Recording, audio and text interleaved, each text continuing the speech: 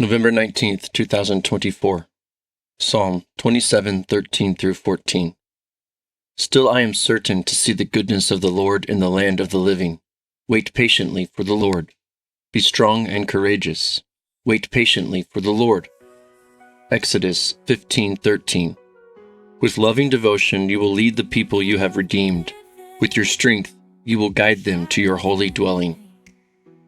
The love of money is the root of all kinds of evil, and some people, craving money, have wandered from the true faith and pierced themselves with many sorrows. 1 Timothy 6:10. Your love grows from a seed that God planted in your heart. No one succeeds in truly loving another unless God gives him or her the ability. It's God who makes your love flourish. Remember Him in worship and prayer.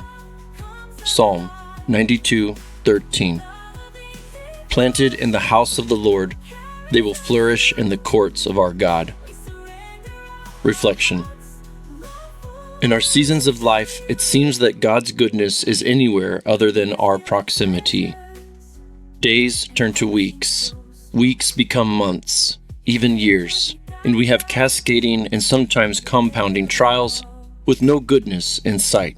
We exist in our eternal living for a very short time in this land of the living. The fruit of the Spirit gives us the virtues of heaven and gives us the wholeness we find lacking in our darkest days. As we embrace God's goodness, even in trials, we shift our perspective of pain into the anthem of praise.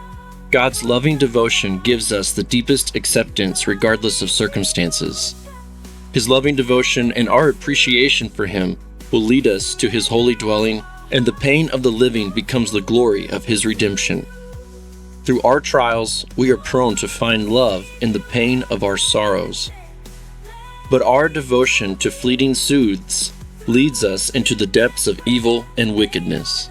We wander from the eternal comfort of God's persuasion and fall into the chaos of distraction, compounding our sorrow, driving us further into darkness.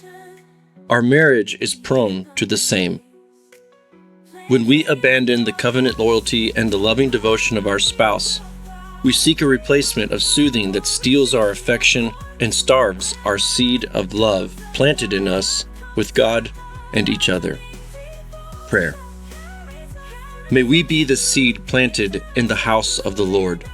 May the seed of love you placed in us be a priority of care, one that we arrange our lives to protect, to cultivate, to thrive, to yield. May our union to each other be an echo of the union we have with you. May your courts be the delight of our devotion, not the demise of our actions. Thank you for your tireless loving devotion that carries us into your worship and gives us the desire within our prayers. May our lives be dedicated to you and be the glory of your redemption and the true love we share together.